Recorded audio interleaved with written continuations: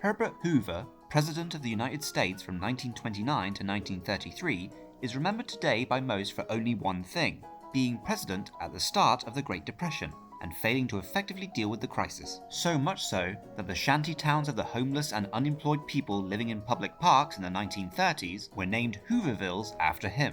Yet before becoming president, Herbert Hoover was one of the world's most famous and celebrated men, and as we shall see, Hoover's life and achievements before he became president were quite different to how he is remembered today.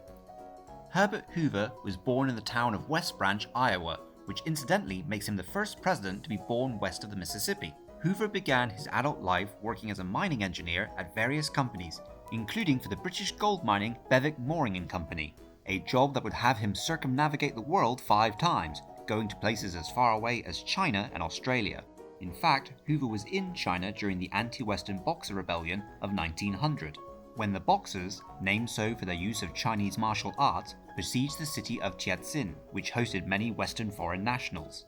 During the siege, Hoover even took it upon himself to help organize the city's food and defenses. Eventually, Hoover would leave China and return to the mining company's headquarters in London, before going independent as a mining and engineering consultant. However, Hoover's true rise to international fame began during the First World War. The war between the Entente and the Central Powers had put a stop to all passenger shipping. This left over 100,000 Americans stranded in Europe in 1914 with no way of safely getting back to the United States. And without modern banking, they were quickly running out of money to pay for their own food and housing.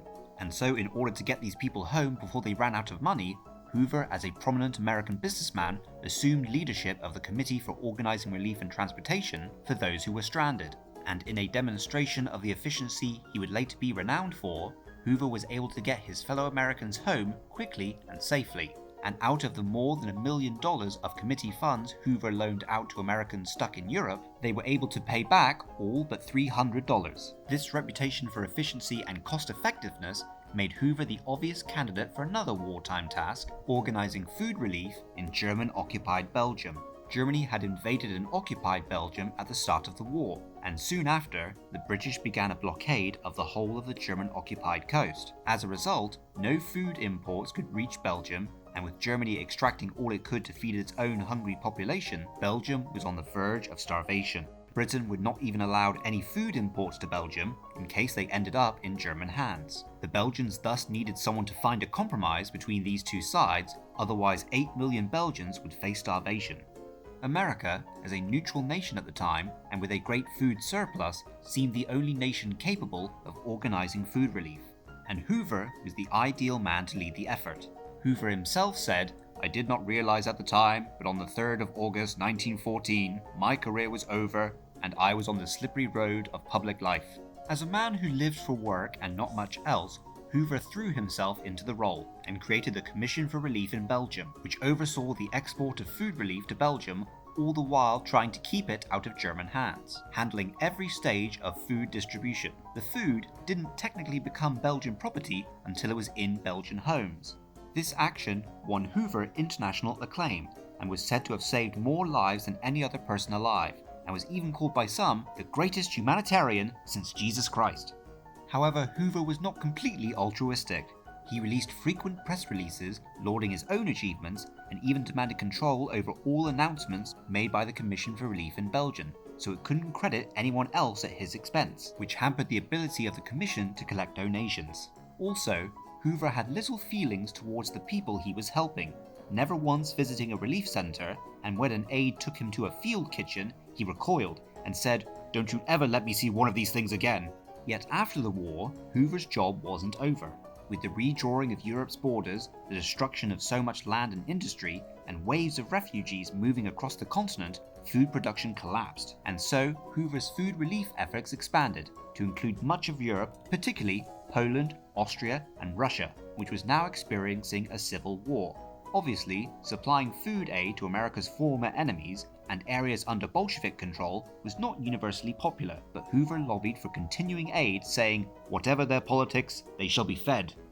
It is most unfortunate that Hoover's deeds during this time are so little remembered and overshadowed by his actions during the Great Depression.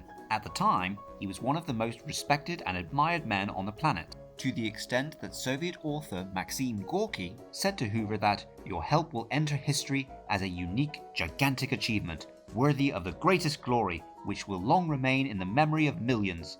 Hopefully this video will help make that remark somewhat true. Of course, this was not the end of Hoover's rise in public life. On his return from Europe, he was courted by both parties to be part of their prospective administration should they win the 1920 presidential election, since at that time, Hoover didn't have any particularly strong political affiliations, having never voted in a presidential election, despite joining the Republican Party in 1909.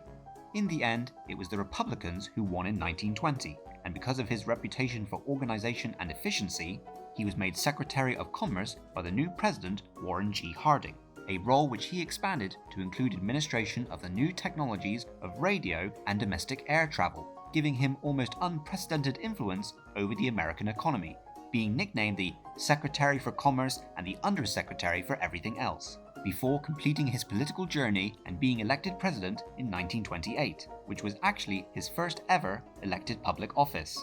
In the end, this was probably the worst thing that happened to Hoover in his life, since despite being known as the great humanitarian and saving millions of lives, and even outliving President John F. Kennedy, Hoover is mostly remembered solely for his handling of the Great Depression. Hopefully this video will go some way to remedying that fact. I hope you enjoyed this video and thanks for watching. If you'd like to see more from Newsreel History and help more content get made, please consider subscribing and I'll see you next time.